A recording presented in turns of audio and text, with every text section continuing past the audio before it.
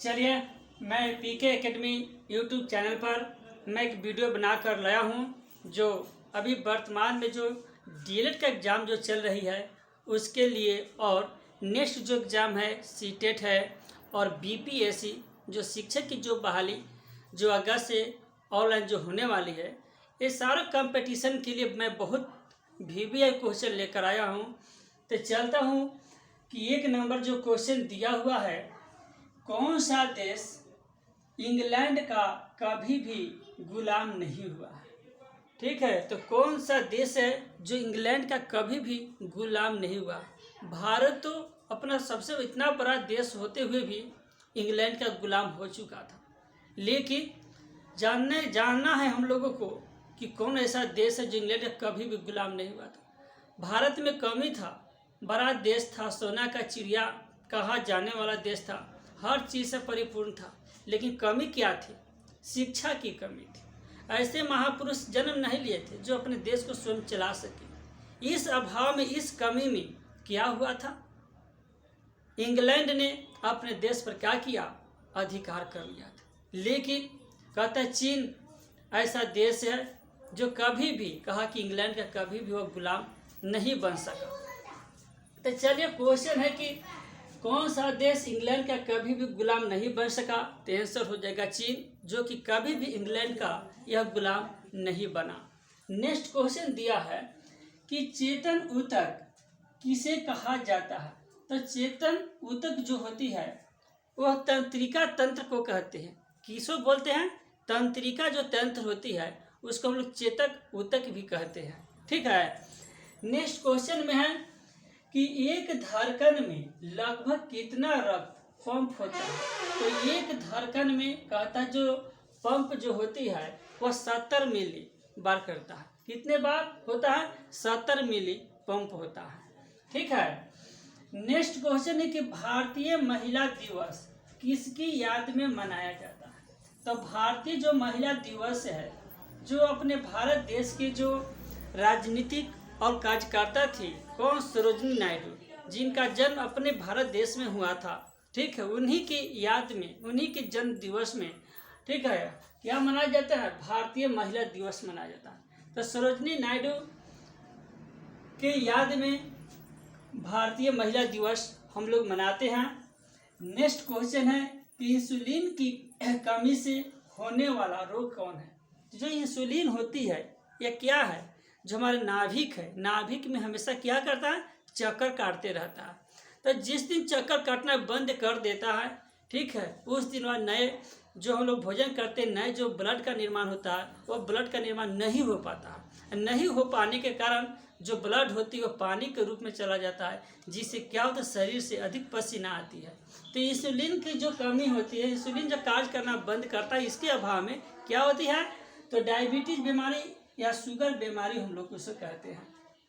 Next question है कि iodine की कमी से, यानी आयोडीन से होने वाला कौन सा रोग है। यानी आयोडीन के अभाव में कौन सा रोग होगा? कौन सा रोग होगा? तो बोलते हैं कि आयोडीन जो प्राचीन समय में हम लोग जो नमक का यूज करते थे, उस समय आयोडीन की कमी थी उस नमक में, जिस वजह से क्या हम लोग को होता था? घेंघा बीमारी होता था। ठीक है, तो आयोडीन की कमी से कौन सी बीमारी होगा? घेंघा बीमारी हो जाएगा। नेक्स्ट क्वेश्चन दिया है कि शरीर का कौन सा अंग कभी भी आराम नहीं करता है। ठीक है, तो शरीर का वैसा अंग है जो जिसको हम लोग हृदय कहते हैं, तो कभी भी आराम नहीं करता। हम लोग तो नींद आता है तो सो जाते हैं, लेकिन इसको यदि नींद आ गया ना तो हम लोग को परमानेंट सोलजले रह जाएगा। ठीक है, तो ऐसा तंत्र है हृदय के, जिस दिन इसको नींद आ गया हम लोग को उस दिन क्या हो गया? इस दुनिया छोड़कर क्या नरक से स्वर्ग में चले जाएंगे। ठीक है, तो कहता है कि शरीर का कौन सा अंग कभी भी आराम नहीं करता। तो हृदय है, यह 24 घंटे लगातार यह काम करते रहता है। शांति किस रंग का प्रतीक है? तो शांति जो प्रतीक है वह सफ़ेद का प्रतीक है। किसका प्रतीक है? तो सफ़ेद का। नेक्स्ट क्वेश्चन है कि पृथ्वी के वायुमंडल में कितने परत होते हैं। तो पृथ्वी के जो वायुमंडल होते हैं उसमें 5 परत होते हैं। साइमन कमीशन किस वर्ष भारत आया था। तो साइमन जो कमीशन थे वह इंग्लैंड के, ठीक है। उन्होंने 1928 में वह भारत आया था, ठीक है। माइली गांव हत्याकांड का जिम्मेदार कौन सा देश था? तो माइली हत्याकांड का सबसे जो मुख्य जिम्मेदार था वो कौन था भाई? हाय, अमेरिका। कौन था? अमेरिका था, ठीक है। साइमन कमीशन के अध्यक्ष कौन थे? तो साइमन कमीशन जो थे इंग्लैंड के, उनका जो अध्यक्ष थे sir John Simon, sir John Simon थे। हुआ नामक आंदोलन कब चलाया गया था? तो हुआ जो आंदोलन जो है वह 1939 ईस्वी में चलाया गया था। चलिए नेक्स्ट क्वेश्चन है कि तीन कठिया प्रणाली किन पर लागू की गई थी? तो तीन कठिया जो प्रणाली था वह किसानों पर लागू किया गया था, ठीक है। महात्मा गांधी जी दक्षिण अफ्रीका से भारत कब वापस आए थे? तो 1915 ईस्वी में गांधी जी ने अफ्रीका से भारत रिटर्न आए थे। हिंद स्वराज नामक पुस्तक किसने लिखा था? तो महात्मा गांधी जी ने हिंद स्वराज नामक पुस्तक को लिखा था। स्वराज दल का अध्यक्ष कौन था? मोतीलाल नेहरू, जो अपने देश के सर्वप्रथम प्रधानमंत्री जो थे उन्हीं के पिता है। कौन? मोतीलाल नेहरू, जिन्होंने स्वराज दल का क्या थे? अध्यक्ष। स्वराज दल का अर्थ होता है जो अपना राज्य के जो दल था उस दल का मेन अध्यक्ष थे मोतीलाल नेहरू थे। ताना भगत का नेतृत्व किसने किया था? तो यात्रा भगत ने किया था, ठीक है। नेक्स्ट क्वेश्चन है करो या मरो या भारत छोड़ो, ये दोनों का नारा किसने दिया था? तो महात्मा गांधी जी ने दिए थे, ठीक है। करो या मरो या भारत छोड़ो, ठीक है, दोनों का नारा कौन दिया था? तो महात्मा गांधी जी ने दिया था। इनकलाब जिंदाबाद किसका नारा है? तो भगत सिंह का नारा है, ठीक है। यदि मेरा वीडियो अच्छा लगेगा तो आप लोग अवश्य सब्सक्राइब कीजिएगा। सब्सक्राइब करने से आप लोग को ही फायदा होगा कि जो भी मैं वीडियो अपने चैनल पर पीके एकेडमी पर डालेंगे तो पहला जो नोटिफिकेशन होगा आप लोगों को पहुंचेगा। Thank you very much. चलिए नेक्स्ट क्वेश्चन है यूरोप का मरीज किसे कहा जाता है? ठीक है, तो यूरोप का मरीज किसको कहते हैं? जो क्वेश्चन है काफ़ी टॉप 10 क्वेश्चन है, किसी भी एग्जाम में क्वेश्चन को बराबर पूछा जाता है। इस क्वेश्चन को आप लोग मत भूलिएगा, ठीक है। खाइए कम लेकिन क्वेश्चन को बहुत याद करके रखिएगा। तो क्वेश्चन है कि यूरोप का मरीज किसे कहा जाता है? तो यूरोप का जो मरीज होता है उसे हम तुर्की को कहते हैं। किसे कहते हैं? तुर्की को यूरोप का मरीज कहा जाता है, ठीक है। नेक्स्ट क्वेश्चन दिया है कि भूमि, शांति और रोटी, ये तीनों का नारा किसने दिया था? ठीक है, भूमि, शांति और रोटी, ये तीनों का नारा किसने दिया था? तो जो लेनिन ने, इन्होंने भूमि, शांति और रोटी का नारा दिया था, ठीक है। नेक्स्ट क्वेश्चन है इटली में राष्ट्रवाद का जन्मदाता कौन था? तो इटली में जो राष्ट्रवाद का जो जन्मदाता था, ठीक है, वो नेपोलियन था। कौन था? नेपोलियन। इटली में एकीकरण का तलवार किसे कहते हैं? ठीक है, किसे कहते थे?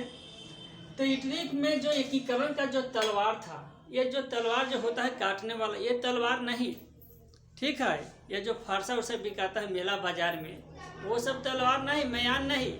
यह तलवार जो है, यह कहने का मतलब है कि इटली का जो एकीकरण कि जो इनको उदय होने में सबसे जो कर्मठ थी, जो जिसको लोहा माना जाता था, वह कौन था?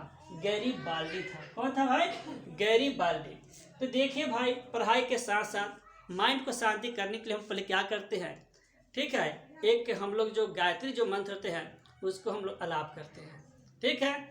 तो गायत्री जो मंत्र है, हर विद्यार्थी जितने भी होते हैं वो पढ़ाई करने से पहले गायत्री मंत्र का यदि आलाप कीजिएगा तो आपकी जो माइंड का जो संतुलन होगी वो पूर्ण रूप से एकाग्र हो जाएगी, ठीक है। तो चलिए हम मेला शुरू करते हैं। गुरुर् ब्रह्मा गुरुर् विष्णु गुरुर्देव महेश्वर स साक्षात् परम ब्रह्म तस्मै श्री गुरुवे नमः। तो मेरे जो भी चैनल है आप लोग जरूर सब्सक्राइब कीजिएगा। सब्सक्राइब करने से आप लोग को जो मेरा वीडियो का जो नोटिफिकेशन होगा सबसे पहले आप लोगों तक पहुंचेगा। ठीक है, तो चलते हैं। नेक्स्ट क्वेश्चन है कि यंग यूरोप का स्थापना किसने किया? तो यंग यूरोप की स्थापना मेजनी ने किया था। मनुष्य की सबसे छोटी हड्डी, ठीक है, मनुष्य की जो सबसे छोटी हड्डी है, यह कान की जो हड्डी है, इसको बोलते हैं मनुष्य की सबसे छोटी हड्डी। ठीक है। नेक्स्ट क्वेश्चन, अयोध्या राम मंदिर बनने में कितना खर्च आएगा? लगभग बताते हैं कि 3 करोड़ रुपए। ठीक है, जो अयोध्या का जो राम मंदिर बन रहा उसमें कम से कम 3 करोड़ रुपया का खर्च आने वाला है। एक सेकेंड, चलिए, जो अयोध्या का जो राम मंदिर जो बनने का जो खर्च है वो 3 करोड़ नहीं है, वो कितना है? 300 करोड़ है। मुझसे जरूरत छूट गया था। ठीक है, इसके लिए मैं सॉरी कहता हूँ। नेक्स्ट क्वेश्चन है, प्रतिरोधकता का एसआई मात्रक क्या है? तो जो रोधकता होती है उसका एसआई मात्रक जो होती है ओम मीटर होता है। नेक्स्ट क्वेश्चन दिया है कि विद्युत आवेश के प्रवाह के दर को क्या कहते हैं? विद्युत जो आवेश होती है, जो धारा जो प्रवाह करते हैं उसे क्या बोलते हैं? विद्युत धारा। ठीक है। विद्युत हीटर में तार की जो कुंडली किस तत्व की बनी होती है? तो जो तार की जो कुंडली होती है हीटर में, ठीक है, वह नाइक्रोम की तार होती है। नेक्स्ट क्वेश्चन दिया है कि एमीटर को विद्युत परिपथ में किस क्रम में जोड़ा जाता है? तो एमीटर यदि होगा तो उसे श्रेणी क्रम में जोड़ेंगे, और यदि वोल्ट मीटर होगा तो समांतर क्रम में जोड़ा जाएगा। ठीक है। परिपथ में विद्युत धारा की माप किसे करते हैं? एमीटर से कहते हैं। किसे करते हैं? एमीटर से। विद्युत शक्ति का एसआई मात्रक क्या होता है? तो विद्युत जो शक्ति होती है उसका एसआई मात्रक वाट होता है, उसे हम डब्ल्यू से भी सूचित करते हैं। दाब का एसआई मात्रक क्या है? ठीक है, दाब की जो एसआई मात्रक होती है पास्कल कहते हैं, या उसे न्यूटन प्रति मीटर भी कहते हैं। चलिए, नेक्स्ट क्वेश्चन दिया हुआ है कि बल का एसआई मात्रक क्या होती है? तो जो बल जो होती है, जो शक्ति होता है, ठीक है, इसका जो यूनिट होता है, मात्रक होती है, क्या होता है? तो न्यूटन होती है, जिसको हम एन से सूचित करते हैं। किससे सूचित करेंगे? एन से सूचित करते हैं। आवेश का एसआई मात्रक क्या होता है? कूलाम। जितने भी मात्रक है, ये पांचों जो मात्रक 6 लिखा है, ये इसमें से कोई ना कोई हर एक एग्जाम में आपको अवश्य टकराएगा। इसमें कोई शक नहीं, कोई दुमत नहीं है कि जो मात्रक जितने भी लिखाए हैं, जो वीडियो में मैं बना कर लाया हूँ, वो 100% गारंटी के प्रत्येक एग्जाम में यह मात्रक आपकी अवश्य टकरा जाएगा। नेक्स्ट क्वेश्चन है कि 1 किलोवाट जूल के 1 किलोवाट जूल के बराबर होता है। तो 1 किलो जो वाट होता है तो कितने जूल के बराबर होता है? तो 3.6 गुने 10⁻6 जूल के बराबर होता है। नेक्स्ट क्वेश्चन दिया है कि किलोवाट प्रति घंटा किसकी इकाई होती है? किलोवाट जो प्रति घंटा जो इकाई होती है, ठीक है, वो ऊर्जा की होती है। किसका होगा? ऊर्जा का।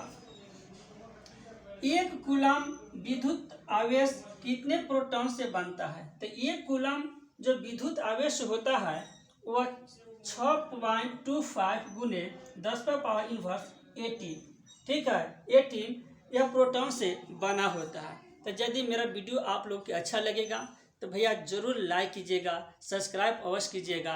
Thank you very much. चलिए, नेक्स्ट क्वेश्चन है, अप्रैल थीसिस किसने तैयार की? ठीक है, अप्रैल थीसिस किसने तैयार की? लेनिन ने तैयार किया था अप्रैल थीसिस। इंग्लैंड में समाजवाद का जनक किसे माना जाता है? इंग्लैंड में जो समाजवाद का जनक है वह किसे कहते हैं? रॉबर्ट ओवेन को कहते हैं। ठीक है। दास